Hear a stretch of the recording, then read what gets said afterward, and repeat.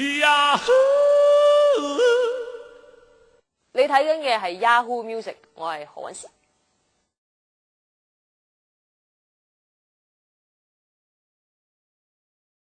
10 Days in the Madhouse 其實講緊個 Madhouse 咧，就唔係大家心目中嗰個平時精神病院，而係講緊我哋呢一個世界，即係我哋呢個社會，其實就係一個最大嘅精神病院啦。因為我諗係喺今年嘅年頭啦，即係有一個好強嘅意思，希望咧係可以去關心多啲呢個社會，即係用我嘅空間，用我嘅音樂，可以去講多啲即係我睇到嘅社會嘅問題啦。咁所以亦都係即係呢個原因，所以就開始去想去做一隻咁樣嘅碟。而即係點解會用精神病呢一個嘅方向去演繹呢件事呢？其實就係因為我會覺得其實所謂嘅精神病，只不過係一個狀態上面嘅唔一樣啦。咁而呢一個唔一樣，即係因為我哋嘅唔包容同埋我哋嘅世界嘅狹窄，而令到即係呢一啲人要受到排斥，要去承受我哋嘅唔包容。咁呢樣嘢其實即係我覺得都係相對咯，即係我哋覺得佢哋怪，其實佢都覺得我哋好奇怪嘅咯。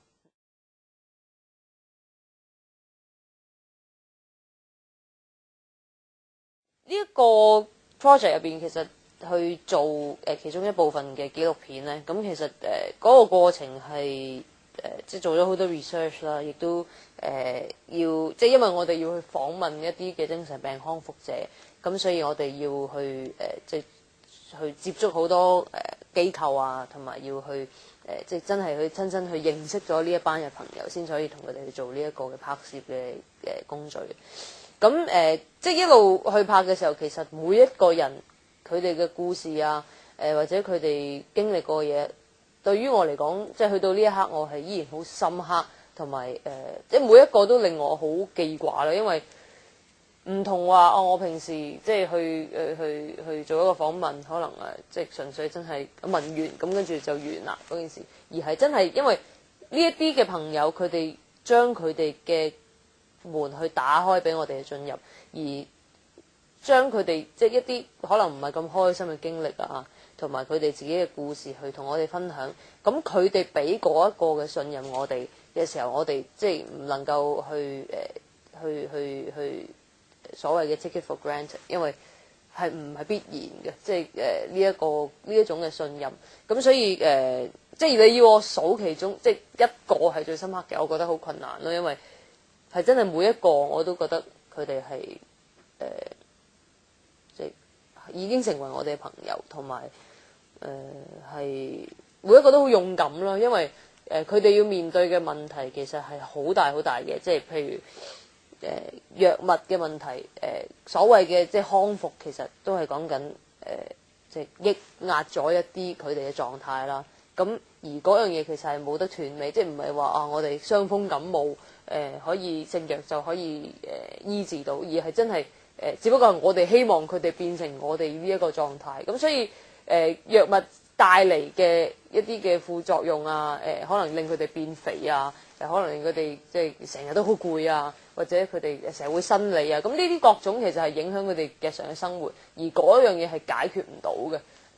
但係佢哋都依然好勇敢咁去面對，去繼續去喺呢一個環境入邊度去生存咯。咁我覺得即係呢一條紀錄片入邊，我覺得其中一樣最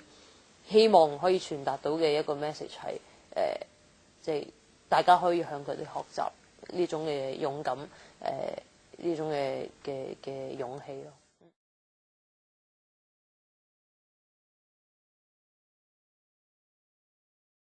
首先我好大得着啦嚇，做呢一個 project 其實將我嘅眼界係完全地開，即係擴大咗好多。因為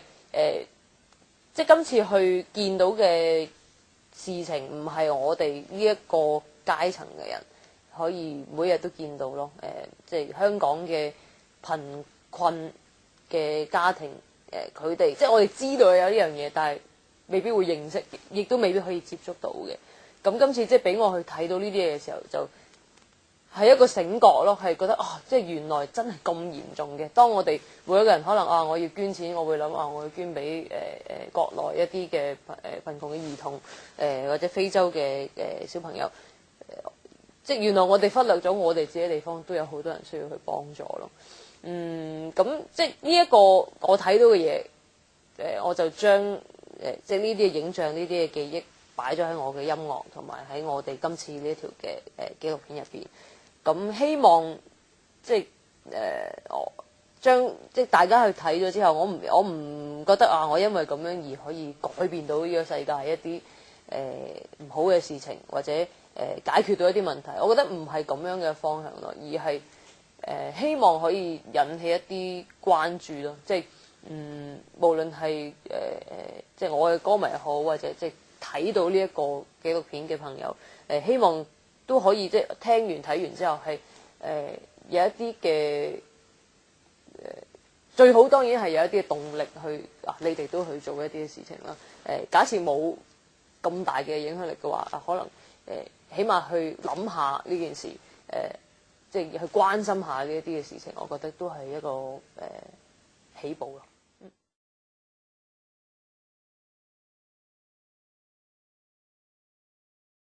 呢隻碟其實就係首先係放低咗好多憂慮同埋好多嘅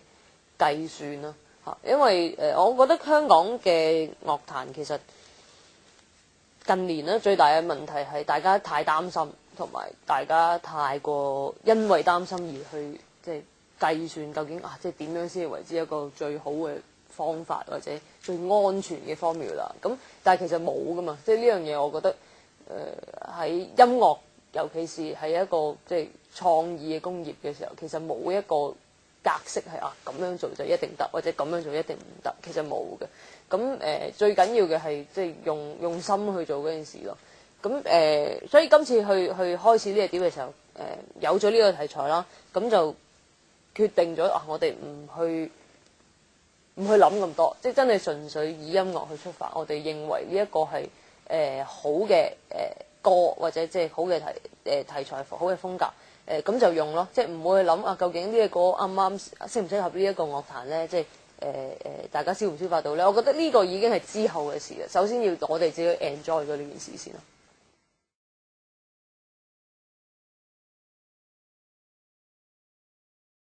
如果講錄音嘅過程，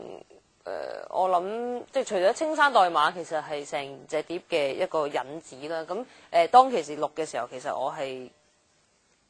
啱啱開始去接觸，即係我哋嘅會訪問嘅對象啦。咁佢啱啱睇到呢個世界，